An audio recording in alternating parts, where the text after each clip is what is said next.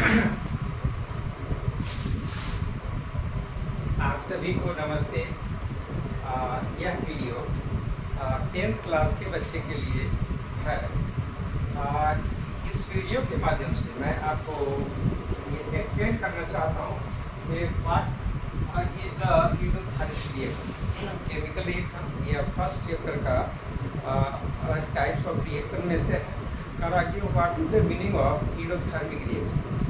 देखिए, सबसे पहले इसको जानने के लिए आपको जानना है इंडो मीन्स होता है हीट, समझिए। एट थर्मिक मतलब हीट। करा कि when we supply energy to perform a reaction, किसी रिएक्शन को होने के लिए जब हम एनर्जी सप्लाई करते हैं, उसमें देते हैं सिस्टम में। When we put supply the energy to the system to perform the chemical reaction are called endothermic reaction।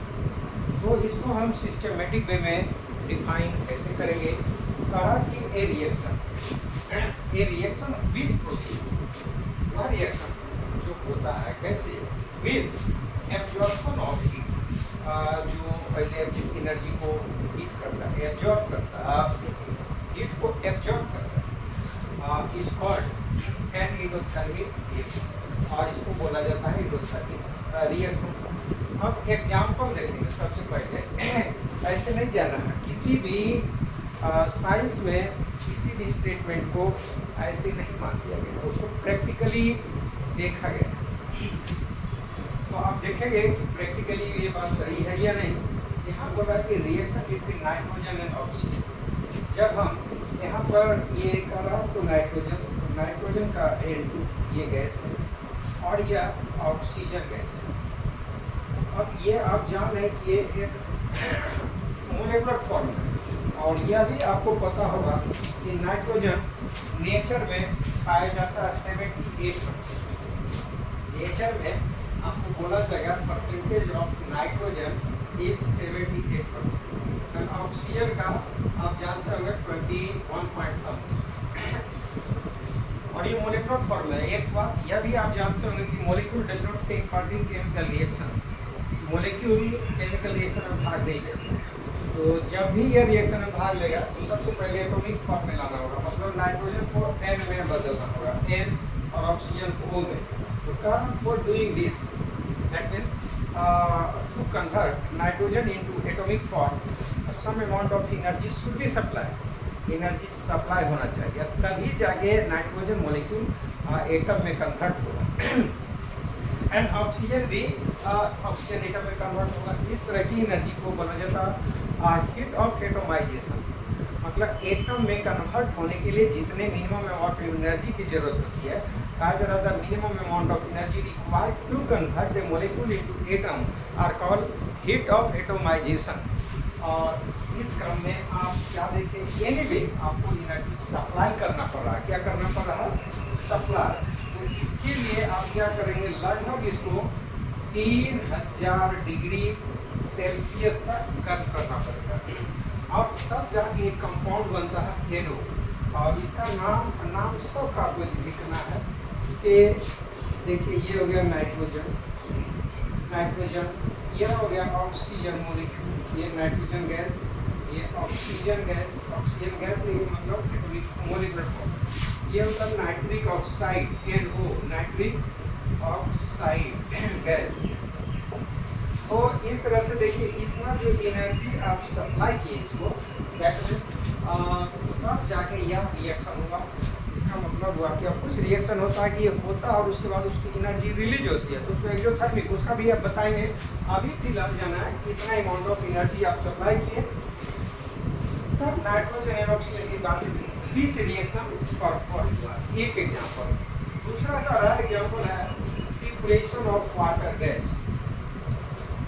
एक रिएक्शन से यहाँ बहुत सारे क्वेश्चन आपको हिट हो जाएंगे, जैसे वाटर गैस इसको और ये कैसे प्रिपेयर करेंगे। और आखिर रेड हॉट कॉल, मतलब कार्बन का जो जला हुआ पूरा, जैसे कोयला जलाते हैं लकड़ी, जब खूब लाल तप्त जब हो जाता है उसी को रेड हॉट बोलते हैं। रेड हॉट को खूब लाल हो जाए, यहाँ पर लिखेंगे ये सॉलिड होता है रेड हॉट, इसको रेड हॉट बोलेंगे, रेड हॉट को। मतलब पूरा जल के तप हो रहा है उस समय रेड हॉट कॉक, और इस पर आप वाटर देखिए स्टीम करा वाटर अगर सप्लाई कर देते और ये रहेगा हीट हॉट। अब क्या करा, तो रेड हॉट मतलब इसको होने के लिए एनर्जी चाहिए। क्या चाहिए? एनर्जी। दैट मीन्स आप सिस्टम को गर्म कर रहे हैं, स्टीम के फॉर्म में है, तो एक प्रोडक्ट बनता है। क्या बनता है? देखिए ये CO and CO and H2। अब देखिए H2 gas and CO gas क्या देना है? ये हो गया carbon monoxide, carbon monoxide, carbon monoxide, और ये हो गया हाइड्रोजन। तो आपको पूछा जाएगा कि what do you mean by, ये चीज पे 11 फील्ड पढ़ना, वाटर गैस। आपको पूछा जाएगा WG इज व्हाट, तो आप बोलेंगे कि when we pass vapour of water on red hot coke, red hot coke for carbon monoxide and water, और sorry hydrogen, this is the known है, ये दोनों मिलके ये कहलाता है वाटर गैस, WG। तो अब ये कुछ भी बने, लेकिन आप क्या देखें कि कार्बन सॉलिड और ये वाटर के बीच रिएक्शन होने के लिए दोनों में पहले इसको भी स्टीम में बदल लिए, तो इसकी भी एनर्जी ज़्यादा है, और इसको भी रेड कर लिए, रेड हॉट मतलब उसके बाद, यानी पहले इस सिस्टम में एनर्जी आप सप्लाई कर दिए, तब जाके ये आप प्रोडक्ट बना। That means this reaction be perform और proceed after absorbing some amount of energy, so it is known as endothermic reaction। अगला कुछ एग्जाम्पल और है अर्थात सम अदर endothermic process, कुछ और प्रोसेस है, जैसे कहा कि डिस्टिलेशन ऑफ अमोनियम क्लोराइड, ये आप NH4Cl है और इसको स्टीम में यानी वाटर में डिजॉल्व कराते हैं। तो कहा इसमें क्या होता है, सिस्टम की एनर्जी डिक्रीज कर जाती है जी। तो पहले मतलब मान लीजिए कि इसमें अमोनियम क्लोराइड आप डालते हैं NH4Cl और इसमें वाटर मिला दिए, दोनों के मिक्सचर, पहले दोनों का टेम्परेचर हम मेजर कर लेंगे, तो देखा कि इसका एनर्जी डिक्रीज कर जाता है। डिक्रीज करने का मतलब है इस पहले जो एनर्जी है उस एनर्जी को इसने एब्जॉर्ब करके और एक प्रोडक्ट बनाया NH4OH and S, समझ गए। तो इस तरह से एक ये एग्जाम्पल हो गया। दूसरा है combustion of water in steam. मान लीजिए कि आपके पास वाटर है और ये बन गया वेपर, वाटर वेपर, तो स्टीम में बनने के लिए जाएगा, जब तक इसमें एनर्जी नहीं देंगे तब तक ये वेपर में नहीं बनेगा। दैट मीन्स ये भी एनर्जी एब्जॉर्ब किया है। तो इस तरह से आपका एंडोथर्मिक रिएक्शन कंप्लीट हुआ। और वीडियो को पूरा देखेंगे और चैनल को अगर अच्छा लगता है आपको ठीक से तो सब्सक्राइब कर लेंगे, तो ऐसे ऐसे वीडियो पर डे मिलते रहेंगे। Thank you so much.